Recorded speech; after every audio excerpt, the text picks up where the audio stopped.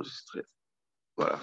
Donc je disais j'ai pris le Mirtav Mediaou, il ramène un chidouche sur Lot, et avec ce chidouche, moi je vais expliquer les psukim. Donc ne cherchez pas ce que j'ai dit dans le Mirtav Mediaou, dans la finalité, mais le principe, son chidouche, ça il est écrit dans son livre, et c'est quelque chose que j'étais tellement content de le voir hier, parce que c'est quelque chose que je vis avec, ça fait des années avec cette idée-là.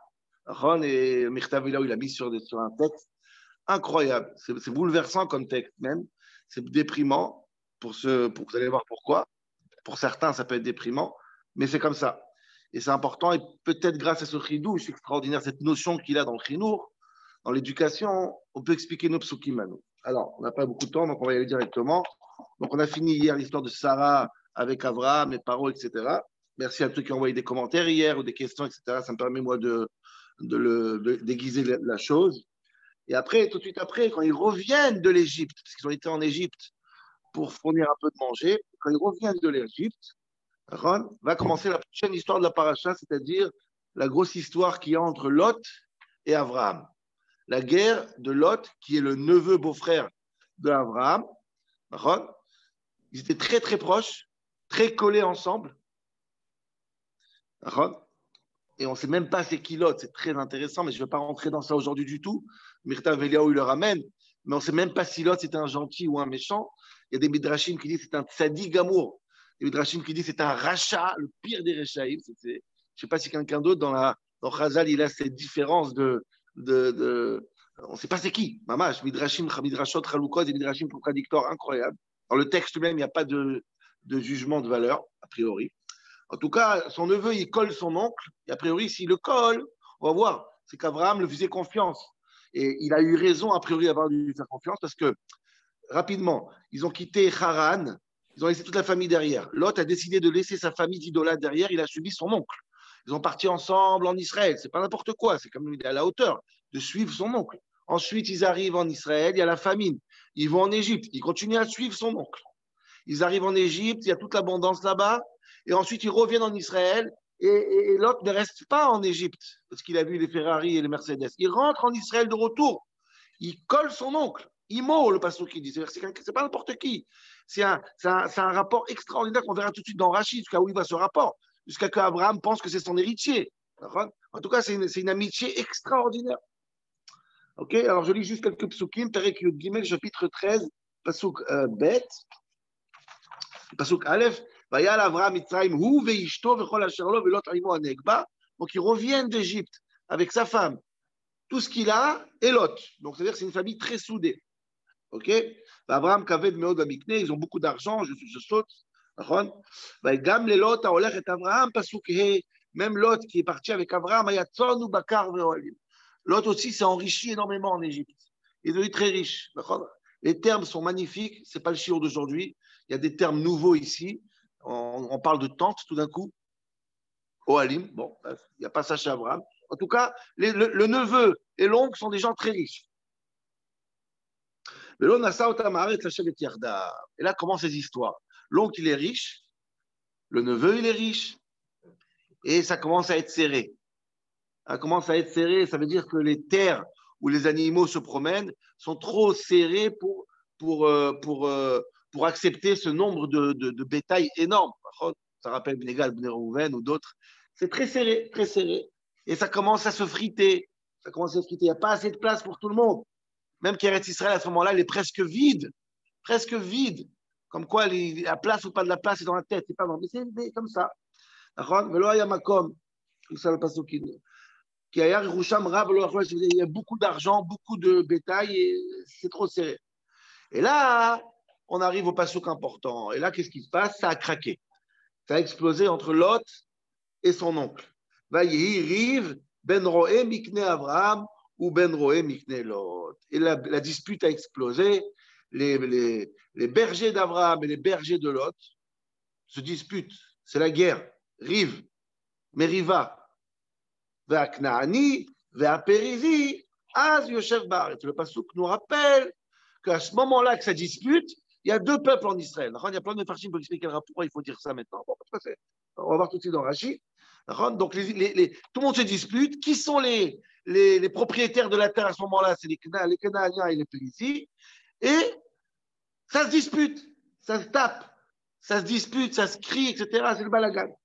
Et là, c'est surprenant. Yomer Avraham et Lot. Avraham dit à son neveu, écoute-moi bien, mon ami, Al natei meriva beini ou bencha, ben roi ou ben roecha. Stop les disputes, moi, toi, comment ça s'appelle, nos bergers, ça ne va plus du tout. Anashim, achim anach, nous sommes des frères, on ne va pas discuter comme ça. Alors, kol haaretz lefanecha, toute la terre est devant toi. Ipared name alai, faisons séparation des biens. Va-t'en. On s'attend quand Abraham il vient voir Lot, il dit bah, écoute, on est des frères. On attend qu'il vienne lui dire bah, viens, on se réconcilie. Non, on est des frères. Barre-toi. Excusez-moi du terme. On est des frères. Dégage. On est des frères. Dégage. Regardez les psukim. Ah, on est tellement proches. Anashim achim anachnu. Hipared. Va-t'en. Si tu vas à gauche, va à droite. Si je vais à droite, tu vas à gauche. Regardez les psukim. Et Lot, il lève ses yeux. Il dit effectivement, il n'insiste même pas. Et il voit la magnifique terre de Sodome, qui est beau comme le Gan Eden et comme l'Égypte, comme ça le passage qui dit, des fleuves et de l'eau, magnifique, magnifique, magnifique. Et c'est là-bas qu'il va s'installer, etc., etc. Voilà, l'histoire se finit. Et ensuite, la prochaine histoire, peut-être c'est ce qu'on verra demain, ça parle de Sodome, l'installation effectivement, de Lot à Sodome, l'histoire de Sodome, les rois et la guerre de Sodome, etc., etc. Boker Tov, Rabbi Shlomo. Ok, donc je récapitule un peu l'histoire qu'on va voir aujourd'hui, d'accord? C'est les 3-4 psukim, donc un neveu et un oncle qui s'entendent très très bien, qui sont complices, qui sont très complices, on verra tout de suite dans Rashi, et ça craque pour une histoire d'argent, comme d'habitude. Ça craque pour une histoire d'argent, qui va prendre des terres, et Abraham il dit à son neveu, écoute-moi bien, viens on s'arrête là, gentiment, tu es venu avec moi en Israël, tu es venu avec moi en Égypte, tu es venu avec moi partout. D'ailleurs, il est temps de faire chambre à part. Ligma. Donc, ça, c'est l'histoire. Quelle était la dispute? Qu'est-ce qui s'est passé entre les bergers? Alors, aujourd'hui, le shiur va être basé sur Rashi.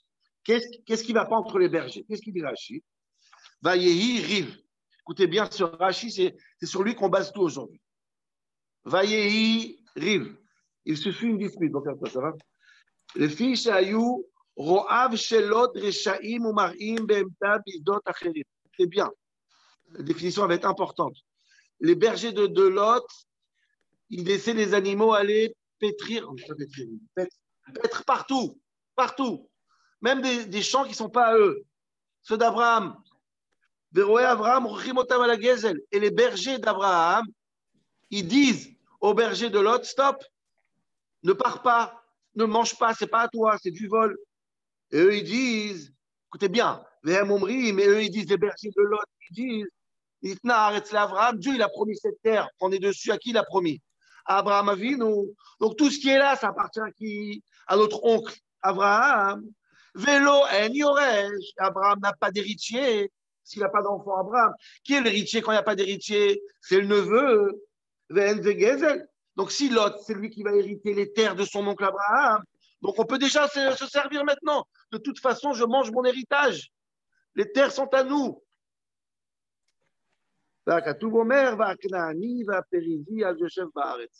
Et sur ça, le pasuk qui dit, oh, doucement, c'est vrai que les terres ont été promises à Abraham, mais ce n'est pas le cas encore. C'est qui les patrons aujourd'hui? C'est les Kénaaniens et les Périsis, c'est eux qui sont installés. La promesse n'est pas encore réalisée. Attendez, patientez. Non. Abraham n'a rien eu encore comme héritage. Tu ne peux pas manger un héritage qui n'est pas encore là. Dans le futur, pour l'instant, ce n'est pas à lui, Israël. Et c'était ça la dispute. Eux, ils disaient non, ça appartient à Abraham, on mange. Et Abraham, il essaye de dire non, c'est pas à moi. Et c'est la dispute. Ça, c'est la dispute qui a fait la grande séparation, dans la première grande séparation dans la famille d'Abraham. OK? Ça, c'est le texte d'aujourd'hui. Maintenant, on va rentrer un peu dans la profondeur. Bien, on réfléchit 2 secondes. C'est très, très bizarre cette histoire. Mais c'est très bizarre. Les bergers, ils disent, écoutez, c'est la terre d'Abraham. Bon. Alors Abraham a vu, au lieu de t'énerver et de jeter ton neveu, explique-leur, c'est pas à toi cette terre. Je veux dire, c'est une erreur. Il y a un malentendu, c'est pas à moi cette terre, calmez-vous. Fais sortir un communiqué officiel, cette terre n'est pas à moi, arrêtez. C'est pas à moi. Il ne faut pas grand-chose, tu n'as pas besoin de jeter ton neveu, tu n'as pas besoin de te séparer. C'est un malentendu, ça racole. Plus que ça, écoutez bien ce que je vais dire maintenant. Abraham, ne dit pas que Lot n'est pas son héritier. Écoutez bien, parce que c'est ça que ça va être basé. Abraham ne vient pas dire à Lot, vous avez tort, c'est pas Lot qui va mériter. Non, je suis d'accord que c'est toi. Mais c'est pas le moment encore. Écoutez bien, ça veut dire qu'Abraham, ce que je dis tout à l'heure, Abraham, il voit vraiment Lot comme son héritier. Mais c'est juste que son comportement est trop impulsif. Tu veux tout hériter maintenant. Attends. Donc toute la dispute, c'est pas t'es pas mon héritier, t'es un méchant garçon. Non, c'est patience ou pas patience. Pour ça, on casse pas une famille. Si un fils, il va chez son père, il dit papa, je sais que tu as plein d'argent dans le compte en banque, je vais acheter une voiture maintenant. Et le père, il dit attends, mais c'est fermé dans un compte, c'est pas le moment, truc, etc. Bon, ben je comprends cette dispute. Un peu trop impulsif. Mais on casse pas une famille à cause de ça. Si tu me dis qu'Abraham, il dit à l'autre, espèce de escroc, c'est pas toi qui vas mériter, j'ai peur, pourquoi tu vas mériter? J'aurai des héritiers. J'aurais dit, bah, je peux comprendre qu'Abraham, il a peur que l'autre va lui prendre toute la caisse. Mais non, Abraham, il est d'accord que l'autre l'hérite. C'est une question de timing, de temps. OK, assis-toi avec lui et explique-lui. Raison de plus que c'est même pas l'autre qui s'énerve, c'est les bergers. Pourquoi tu casses une famille pour ça? C'est marginal. Vous comprenez? C'est rien, c'est corniche. C'est même pas une histoire. C'est un fake news. C'est rien. Il ne se passe rien dans l'histoire. Et rappelez bien ce que je vous dis. Ça veut dire qu'Abraham, il accepte que l'autre est son héritier. Et pourquoi je vous dis ça? Parce que j'ai trouvé le Midrash. Le Midrash, il dit clairement dans Midrash de Rabbah, qu'Akadosh Baruch Hu, il a reproché, je vais vous dire les mots du Midrash, très intéressant. Akadosh Baruch Hu, il a reproché, quand Dieu il voyait Abraham se promener avec Lot, il était très énervé. Pourquoi? Moi, je lui ai promis qu'il aura des enfants. Et qu'est-ce qu'il fait lui? Et lui, il est sûr que c'est qui son héritier? C'est son héritier, c'est Lot. Tu n'as pas confiance en moi? Quoi qu'il arrive, Abraham, il voit vraiment Lot en tant que son héritier. Alors, il y a c'est pas, Abraham, il ne cherche pas n'importe qui. Bon, c'est vrai qu'Abraham s'est trompé avec Ishmaël un petit peu. Mais je veux dire, Abraham, s'il trouve que Lot, il est à la hauteur, ne le jette pas pour ça. Encore une fois, c'est comme hier, Abraham s'en fout de l'argent, puisqu'il va lui dire en fin de compte, vas-y, choisis tout et prends. Et l'autre va prendre les meilleures terres d'Israël. Alors, ce n'est pas l'argent qui t'intéresse. Pourquoi tu le jettes pour ça alors? Pour un mauvais jugement, parce que la terre, elle est à toi, pas à toi. Parce que le notaire, il n'a pas eu le temps de signer. On ne jette pas l'autre pour cette histoire. C'est incompréhensible, cette dispute. Ça va maman, séparer les deux familles. C'est super bizarre. Ça a l'air vraiment marginal. Alors, regardez dans les commentaires, disent d'autres Pirouchim, Ramban, d'autres. Et je parle de Rashi aujourd'hui. Et la deuxième question que j'ai envie de me poser aujourd'hui, et après on passe à la réponse, parce qu'une demi-heure c'est court comme d'habitude. Deuxième question, c'est Abraham, ça lui va pas du tout. Comme j'ai dit comme j'ai lu avec ironie quand j'ai lu. Abraham, il va chercher le pire des pires pour lui faire tchouva. Il va convertir la planète entière. Il va aller supplier Dieu de ne pas détruire Sodome et Gomorrhe. Peut-être il y a quelqu'un. Abraham, il va chercher les mécréants au fin fond de Sodome. Abraham, il veut tout le monde autour de lui. Abraham, il a plein d'élèves. Tout le monde, même les plus grands mécréants, il les prend. Il les convertit. Il les approche. Et même si ton neveu, il y a un problème avec lui, éduque-le. Ramène-le. Il n'est pas pire que les gens de Sodome. Ça ne te va pas, ça. Alors, c'est vrai que le pasteur nous dit que Lot a choisi la terre de Sédom parce que Lot, il était en vérité un mauvais. Et c'est pour ça qu'il a choisi ces terres. Parce qu'il oui, quoi? OK. Enfin, s'il vous plaît, le micro. Parce qu'en fin de compte, Lot, il aimait bien Sédom. OK, disons que Lot, c'est un rachat, c'est un méchant. On va le chercher comme tu as cherché tous les gens de Sédom. Dans quelques psukim, tu vas aller supplier Dieu pour aller ramener des gens de Sodome, des mécréants. Toute ta vie, tu es parti, on l'a dit au début de la semaine dernière, tu es le père de l'humanité. Tu reçois tout le monde, tu tolères tout le monde, tu approches tout le monde. Et l'autre, tu le jettes. Même question sur Ishmaël. On arrivera à Ishmaël. OK, vous comprenez que c'est terrible, c'est une dispute que c'est incompréhensible. Rabotaï, cette dispute, elle n'a pas lieu d'être. C'est bizarre. Abraham lui dit, nous sommes des frères, comme j'ai dit ironiquement, nous sommes des frères, faisons la paix et va-t'en. Je ne comprends pas. La vérité, je ne comprends pas. C'est une vraie question. Et malgré tout, ça reste encore une question très forte. Pourquoi Abraham se sépare de son neveu? Abraham n'a pas peur des mécréants, n'a pas peur de... Voilà, ça c'est la question. Maintenant, Rabotaï, j'ai pris ce livre, Birtav Eliyahu, c'est extraordinaire. On va annoncer, il lance une théorie extraordinaire, un chidouche extraordinaire. Désolé que j'ai tellement le mot extraordinaire parce que c'est ce que je ressens. Sur le chinour. Il va parler de Sdom, il va parler, excuse-moi, de Lot et d'Abraham.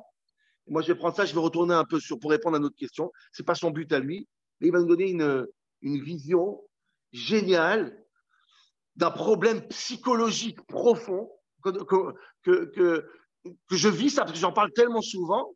D'accord ? Désolé d'être... Et je pense qu'il faut en parler un jour. Et il a un chidouche. Si lui, il n'aurait pas dit, moi, je ne peux pas le dire. Il est comme ça. Écoutez bien, je dis son chidouche, après j'arrive à notre parasha. C'est un mahamar dans 2 endroits, dans Mirtav Eliaou, livre 3 et livre 1. Excusez-moi, livre 3 et livre 2. Beth et Gimel. Il est comme ça. Rov Maaseh Adam, Midotav, je ne vais pas tout lire en hébreu, juste des phrases clés pour me rappeler. Rov Maaseh Adam, Midotav, Amagotav, Emprichim. Tout ce que l'homme il fait sur terre dans sa vie, il a choisi 0. Il a 0 choix dans la vie. Tout ce qu'il fait, c'est le fruit de son éducation. Il va aller très loin avec ça. Et chez moi, qui est là, il sait combien on parle de ça ici. Combien on est jaloux du Baal Tshuva. J'ai expliqué. Tout ce que l'homme fait, même des mitzvot les plus importants dans sa vie, les plus grands dons à la tzedaka, il a fini le chasse, il a fini tout le Talmud par cœur, 0 mérite. 0 mérite. Tout est le fruit d'une éducation. Tu fais un métier qui sauve des vies. Désolé. Tu fais des choses extraordinaires parce que tu as une bonne éducation. Ce n'est pas ton mérite. Rien. Et tu ne recevras rien pour ça. J'arrive au bout. Amoussa krinour meshamesh kan memouano arachav. Adam istagel et sivato mechake beliodien taché sivato. Pas seulement que c'est le fruit de ton éducation, c'est le fruit aussi que tu essayes de recopier et de ressembler à ceux qui ont marqué ton enfance, à ceux les mentors que tu as vus quand tu étais jeune, les gens que tu as adorés. Tout ça ont créé chez toi une route tracée que tu essayes d'être maximum à la hauteur de ceux qui t'ont éduqué et inspiré. Voilà le parcours humain de manière générale. Et tu mets 100% de l'humanité. Rabotav, tes maîtres, tes amis, tes parents, ils vont tracer ta route. Omnam, et Charles Adam, im sivato tova, il a beau de erzo des massifs d'olive.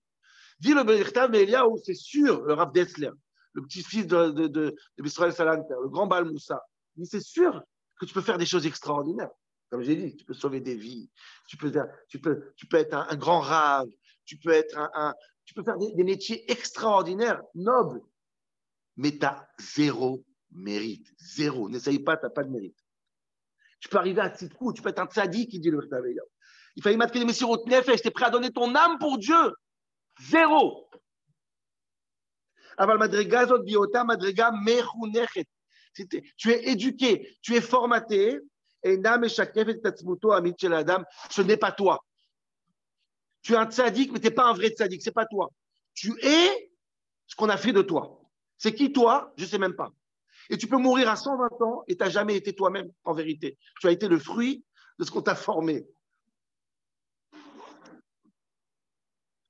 Ça reflète en rien ta vraie personne. D'ailleurs, on voit ça, hein, des gens à 40 ans, 50 ans, 60 ans, qui changent de vie tout d'un coup, qui apprennent à se connaître et ils font des choses, ils changent de femme et de vie. Je comprends, qu'est-ce qui se passe? C'était bien? Je ne sais pas, j'apprends à m'écouter, quoi. On connaît ça. Et en fait, tu n'as pas eu une vraie, tu n'as jamais confronté ta vraie personne.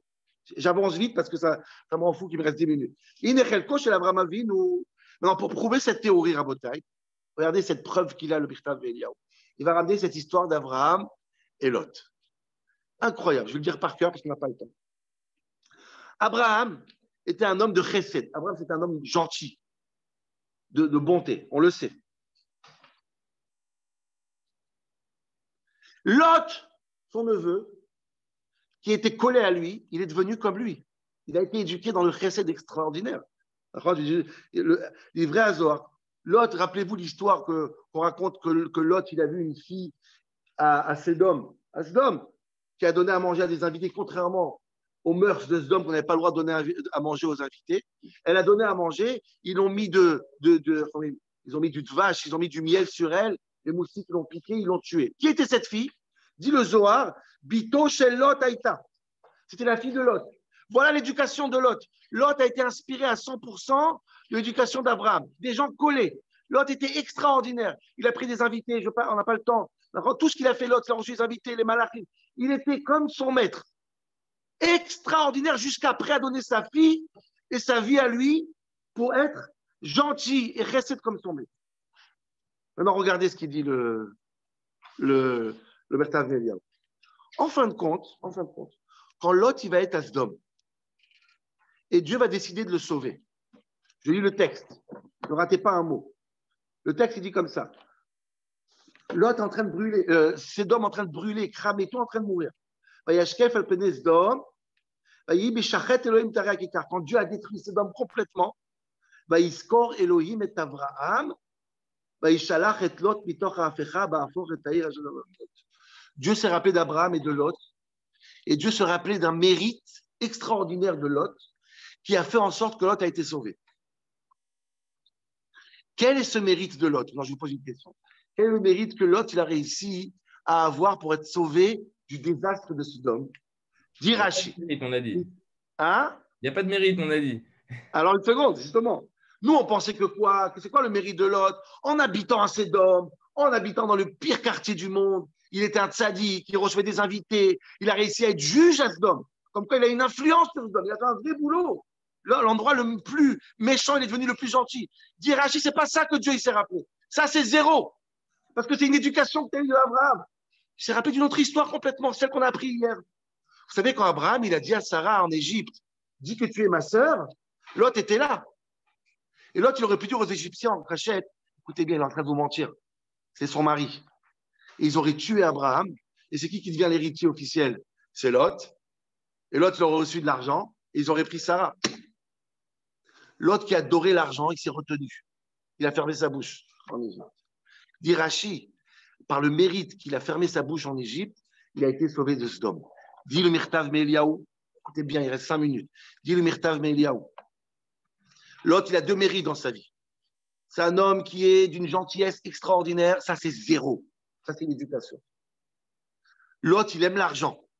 Et il s'est retenu en Égypte de ne pas rapporter, malgré que ça lui, il a eu un manque à gagner. Ça, c'est un mérite. Parce que là, il s'est cassé. Là, c'est quelque chose qui vient de lui. Ce n'est pas quelque chose qui vient de ses parents. Dis le Mirtav Me'Eliyahu, maintenant, tu peux savoir. On a fait un long shiur sur Sirot Moussar, sur cette idée-là. Extraordinaire shiur. Toutes les bonnes choses que tu fais dans ta vie, tu seras récompensé dans le vrai sens du terme si tu as cassé quelque chose qui est dur pour toi, si ça a été compliqué pour toi, si tu as dû te dépasser. Si ça vient de ton éducation, tu peux être gentil, tu peux être extraordinaire, tu peux être le meilleur, le tzaddik, tu pries, tu sers Dieu toute la journée. Tout ça, c'est ton chinour. Je n'ai pas dit que ça vaut rien. Tu auras un sachar, tu auras une récompense, tu as fait ce qu'il faut, tu as sauvé des vies. Mais tu n'as pas encore servi Dieu. Tu n'as pas encore fait quelque chose de réel. Pour faire quelque chose de réel, il faut, entre guillemets, sortir de l'éducation de ses parents et devenir toi-même. Et là, c'est un chesed. Là, ton acte, c'est un acte qui est toi.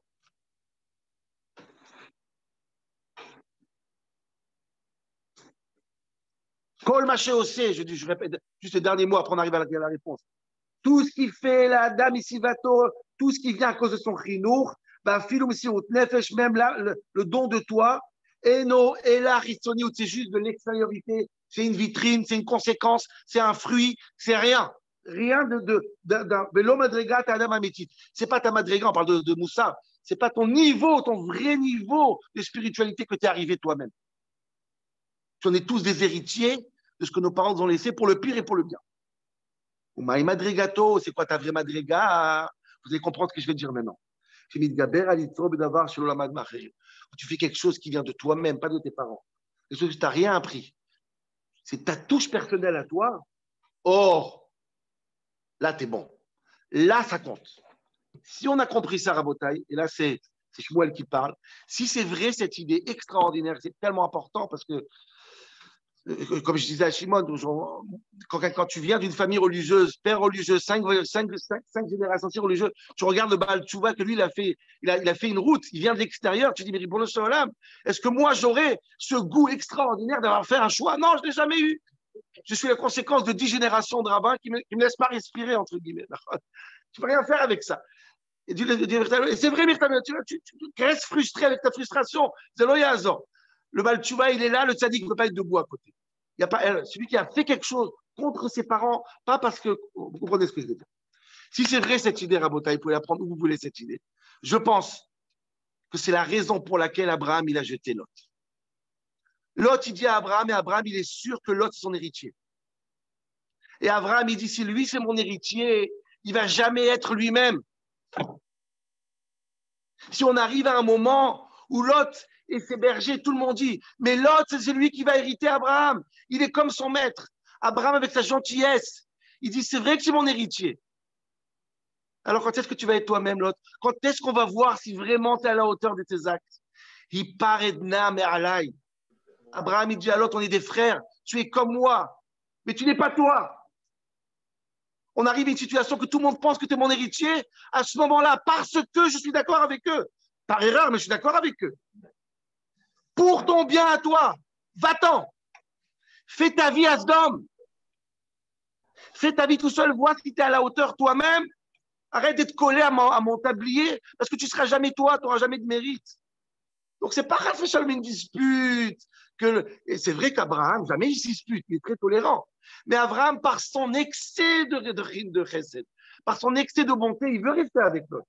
Mais il dit, écoute, pour ton bien, comme un père, il dit à son fils, pour ton bien, débrouille-toi tout seul. Pourquoi?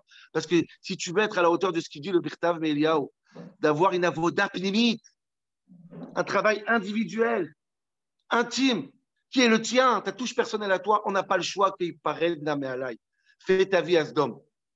Après, tu vas échouer à Sdom. Je vais venir te chercher. Je ne te t'abandonne pas, qu'est-ce qui va se passer? Je t'aime encore, mais j'ai besoin de cette piroude, j'ai besoin de cette séparation pour que tu sois à la hauteur de toi-même. Voilà, ouais. Abraham, il est en train de dire Lech lecha Lot. Exactement, exactement. Voilà. Encore une fois, vous avez des harods, des commentaires, envoyez-moi, j'écoute, c'est important. Merci. Chazak.